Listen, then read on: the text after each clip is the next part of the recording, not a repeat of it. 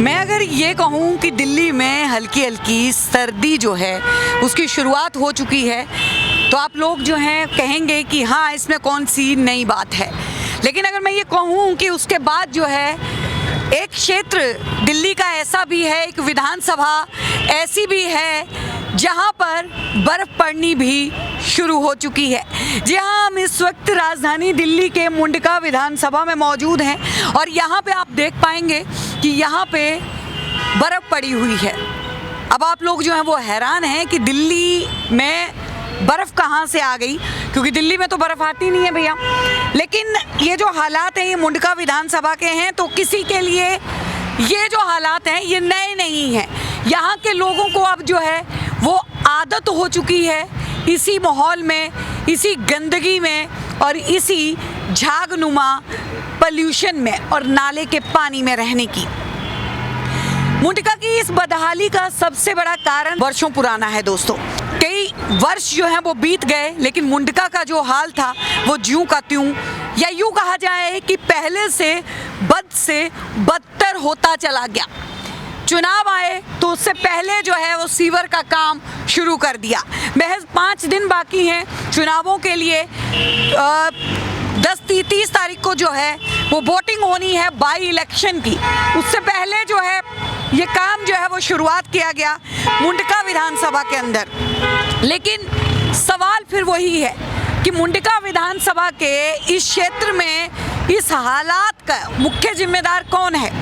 हम ये कहेंगे कि इस बदहाली का सबसे बड़ा जो जिम्मेदारी आती है, जो सबसे बड़ा कारण है वो है यहाँ के लोगों का कच्चा लालच। बड़े बड़े शोरूम हैं यहाँ पे, बड़े बड़े आउटलेट्स यहाँ पे खुले हैं। दिल्ली में काफ़ी फेमस है बनिए की दुकान, तो वो बनिए की दुकान और महज मेट्रो स्टेशन के साथ में ये हालात ये अपने आप अपने दर्द को बयां कर रहे हैं। बड़े बड़े शोरूम यहाँ पे जो है वो आपको दिख जाएंगे, पूरी की पूरी मार्केट जो है वो आगे तक आपको दिख जाएगी। ये मुंडका के हालात हैं। मैंने जैसे कि पहले भी बताया कि कच्चे लालच ने यहाँ के लोगों को इस गर्त में, इस नरक में डाल दिया।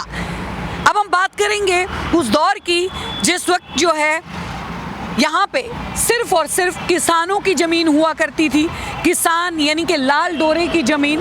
और यहाँ पे अगर बात करूँ मुंडका की, तो मुंडका शहरी और ग्रामीण क्षेत्र को लेके जो है वो बनता है।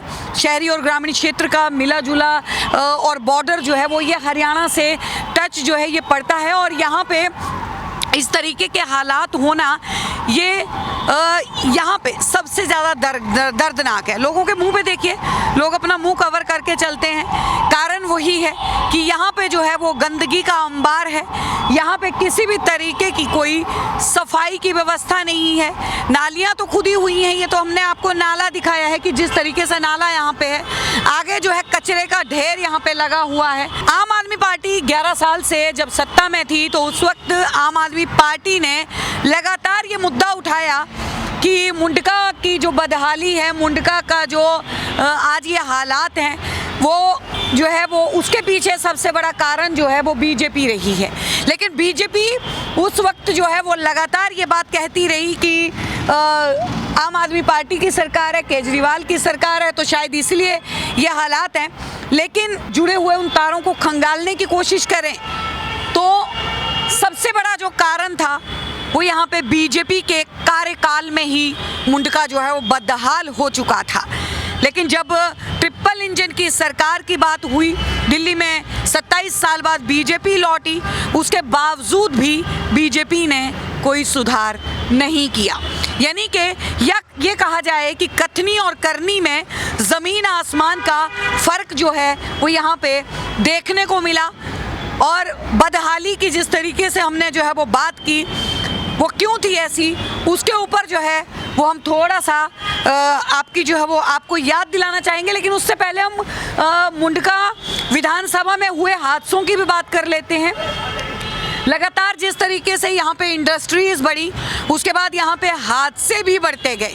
2022 में हुआ एक अग्निकांड सबसे बड़ा हादसा था, जिसमें काफ़ी लोगों ने अपनी जान गंवा दी थी। और मुंडका वो क्षेत्र है जहाँ पे समय समय के ऊपर ऐसे हादसे जो हैं वो होते रहते हैं, महज सिर्फ इंडस्ट्रीज होने की वजह से। लेकिन ये इंडस्ट्रीज यहाँ पे आई कैसे? अब अगर बात की जाए जिस वक्त साहिब सिंह वर्मा, और अगर ये बात की जाए कि पीडब्ल्यूडी के जो संरक्षक हैं, यानी कि परवेश साहिब सिंह वर्मा, जो कि साहिब सिंह वर्मा पूर्व मुख्यमंत्री के बेटे, उनका जिम्मा है। और साहिब सिंह वर्मा और परवेश वर्मा का ये मुंडका जो है वो पैतृक गांव भी पड़ता है, लेकिन उसके बावजूद भी यहाँ पे सुधार के नाम पे जीरो।